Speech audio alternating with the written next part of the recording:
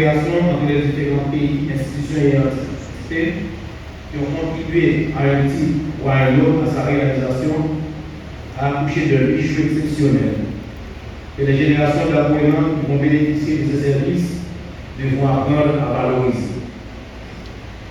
Nous les en remercions tous.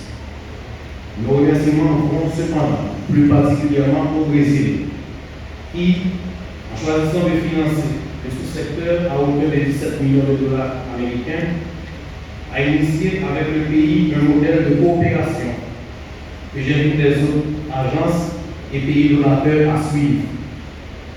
Car le Brésil a tenu à accompagner le financement au-delà de sa contribution au fonds FRH, en insistant pour que le SENAI, Service national d'apprentissage industriel, serve non seulement de guide pendant tout le processus de conception et d'exécution, mais garantisse la formation sur place et au Brésil des formateurs et des gestionnaires du centre recrutés sous sa supervision et celle du PNU. Et il continuera aussi pendant les premières années d'exploitation à assister à la progression du centre.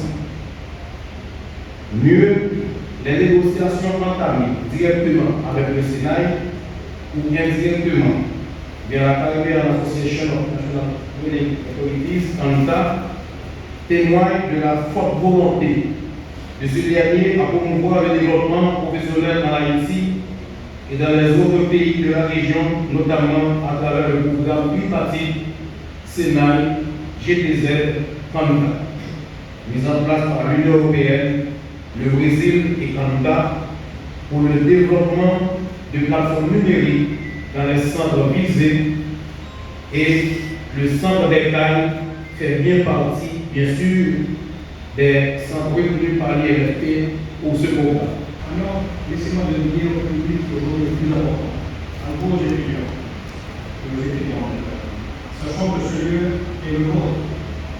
Vous êtes l'avenir d'Haïti, de votre réussite et la priorité de nous tous. C'est d'ici que vous apprendrez en direct et vous préparerez à entrer sur le marché du travail. Ou tout simplement à créer votre propre entreprise, avec justement de la confiance et de la compétence suite à la formation que vous aurez à travers cet institut, cette centre de formation. Rappelez-vous que chaque compétence que vous aurez développée ici vous rapprochera de vos rêves. L'éducation est un outil très puissant. Elle vous ouvrira des portes et vous permettra de devenir un leader dans votre domaine respectif. Imaginez-vous dans quelques années ce que vous allez passer dans ce centre, en train de réparer une voiture, de construire une maison, de maintenir un système de climatisation, ou tout simplement de développer une application sur le web, ou concevoir une structure mécanique. Ce ne sont pas simplement des métiers, ce sont des passions qui peuvent combiner la réparation personnelle et la réussite professionnelle. Mais au-delà des compétences techniques, vous allez apprendre aussi à travailler en équipe, à résoudre des problèmes, à faire preuve d'initiative. Ce sont des qualités aussi importantes et essentielles pour réussir dans un monde en pleine évolution et transformation. Chers étudiants, saisissez cette opportunité à demain, soyez curieux, travaillez dur, n'ayez jamais peur de rêver grand. Haïti a besoin de vos talents et de votre énergie. L'avenir est dans vos mains, à vous de le passer. Vous avez dans le plus un allié indéfectible. Merci pour votre attention. Que le plus grand projet a été réalisé aussi en Haïti, avec la construction des 3 hôpitaux communautaires de référence et du centre ambulancier national. Ce qui montre la relation privilégiée que nous avons, que nous entretenons dans tous les domaines, y compris les domaines de la coopération. En regardant vers l'avenir, nous voyons une Haïti où chaque jeune a accès à une éducation de qualité et à des opportunités professionnelles. En Haïti, où le potentiel de chaque individu est pleinement réalisé, contribuant ainsi à un avenir de paix, de prospérité et de progrès pour tous. Comme l'a déclaré le président Lula, lui-même un élève d'un centre de formation des Sénats du Brésil, comme celui-ci, en Haïti est urgent de concilier le rétablissement de la sécurité et la promotion du développement. Et l'éducation est un élément fondamental pour le développement. Comme le disait Paulo Freire, l'éducation ne change pas le monde. L'éducation change les personnes qui vont changer le monde. Et j'espère que vous changez le monde. Haïti, continuons à changer le monde un pas à la fois. Et pour finir, je vais me permettre de répéter les mots que le président de l'OCDT, Edgar Fils, a prononcés pour conclure son discours à l'ONU la semaine dernière. Je cite: ensemble, dans un esprit de solidarité et de coopération, nous pouvons et devons construire un avenir où aucun peuple, aucune nation ne sera laissée pour compte. Vive Haïti, vive la coopération internationale. Demain, notre pays. Demain, un autre monde. Et moi-même, j'ajoute, vive l'amitié entre le Brésil et Haïti et vive les élèves haïtiens.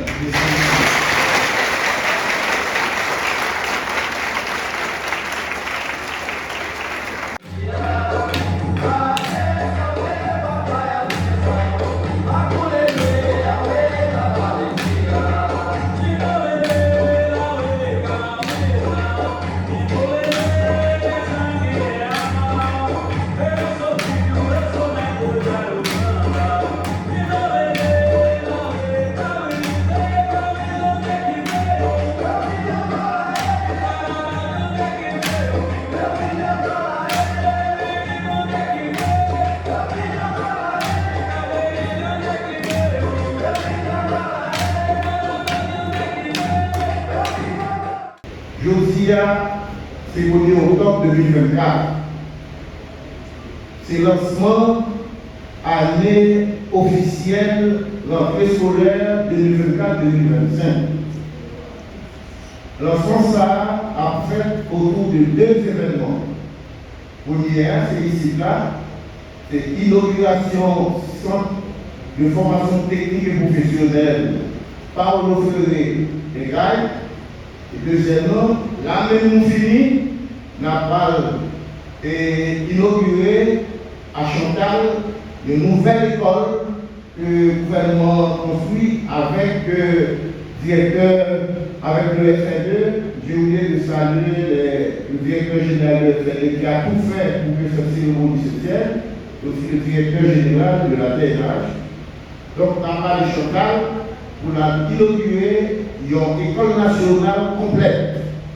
Donc, tout cycle fondamental.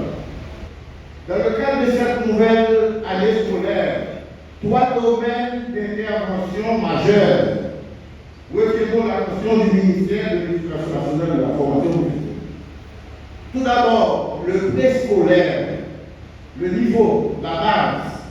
Si nous voulons qu'il y ait un autre pays, une nouvelle Haïti, il faut aller à la base.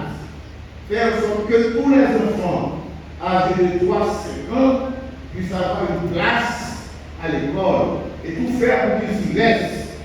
Là, ma génération, elle ne s'en va inexorablement. Il faut penser à Haïti dans 20 ans. Et dans 20 ans, les enfants qui ont aujourd'hui 3, 4, 5 ans auront fait 5 ans dans 20 ans. Et c'est la nouvelle Haïti.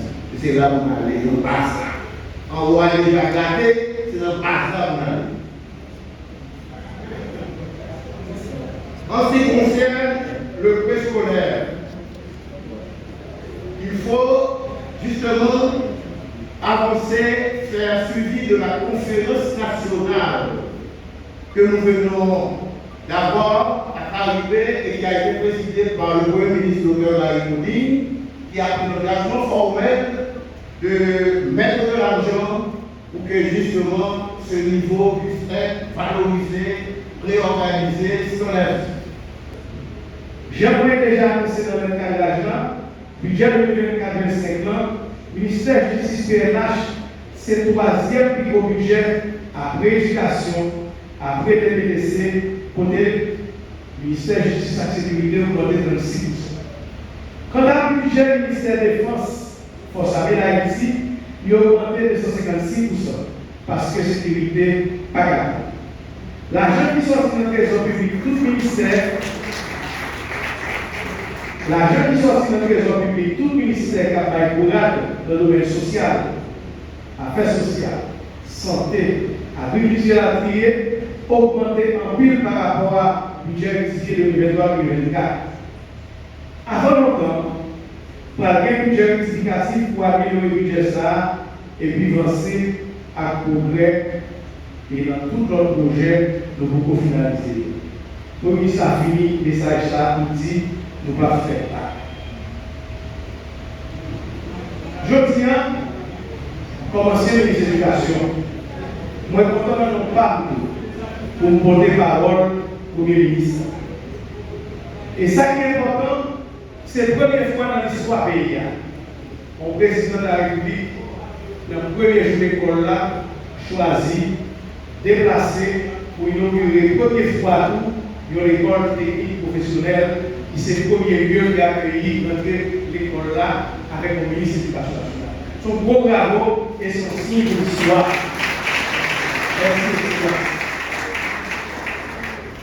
Ça a pris l'année. Comme ministre de l'Éducation, moi j'ai eu le privilège de déposer dans le Parlement. Il fait exposer des motifs. Ça qui a permis de première loi pays à dans le domaine technique et professionnel. Et je dis à ce hasard que le ministère a choisi de faire une population là. Et le ministre, au Antoine, nous met en pile pour que l'activité soit faite, pour que l'immigration soit faite, et que je dis, son récompense pour nous, que non seulement nous pouvons aller à l'école là, avec l'examen, mais nous devons attendre, nous devons devoir faire aller à l'école là, commencer, même si nous avons commencé tout partout, j'ai tout à faire, mais quand plus j'ai effort pour faire tout le premier là, l'école là, officiellement, on bravo au ministère de l'Éducation nationale. Merci, professeur. Distingués invités, mesdames, messieurs, mes chers l'honneur de procéder depuis la métropole du Sud au lancement de l'année scolaire 2024-2025, placé sur le thème très suggestif restaurer l'autorité de l'école. Il s'agit bien de réhabiliter l'école dans ses fonctions essentielles en tant que garant du bien social. Ainsi, l'école contribuera-t-elle à la reconstruction de la nouvelle Haïti dont nous rêvons tous, car la restauration de l'autorité de l'école précède celle de l'État. Après l'organisation de la passation des examens d'État et la publication des résultats, les responsables du ministère de l'Éducation nationale entendent relever un nouveau défi de taille, organiser la rentrée des classes et la gestion d'une nouvelle année scolaire. J'en profite non seulement pour saluer les progrès accomplis durant les 3 mois écoulés, mais également le courage, la détermination des autorités du ministère, travailler à la transformation de l'école en tant qu'agent de changement. En effet, quel service plus grand peut-on rendre à sa patrie que de se livrer à l'éducation de sa jeunesse? Si nous voulons notre pays, un jour c'est dans petit monde, avec jeunes pour nous investir aujourd'hui. Cela dit, je ne dois pas perdre de vue les événements qui nous rassemblent aujourd'hui, à savoir d'une part l'inauguration du centre de formation technique et professionnelle portant le nom du grand pédagogue brésilien Paulo Freire, et d'autre part celle de l'école nationale de Louvière située à Chantal. Cet acte d'inauguration de ces deux centres témoigne de la volonté du gouvernement de reconstruire le Grand Sud, maintes fois ravagé par les catastrophes naturelles, dans le cadre du partenariat efficace Sud-Sud et de ce que l'on peut appeler le co-développement, puisque l'argent de notre courageuse diaspora sert à la construction d'infrastructures diverses notamment d'infrastructures scolaires un peu partout à travers le pays. La construction et l'équipement de ce centre de formation technique et professionnelle flambant neuf permettra à nos jeunes techniciennes d'apprendre de nouveaux métiers et d'acquérir de nouvelles compétences. Il est le résultat, et je veux le souligner à l'angle fort, de partenariat efficace avec le Brésil. Ce chef-d'œuvre technologique que nous contemplons actuellement s'est réalisé à travers l'Agence brésilienne de coopération et le Service national d'apprentissage industriel. Et je veux saluer ici publiquement l'ambassadeur du Brésil en Haïti en lui demandant de bien vouloir transmettre mes remerciements et ceux du peuple haïtien au président Lula da Silva et au peuple brésilien.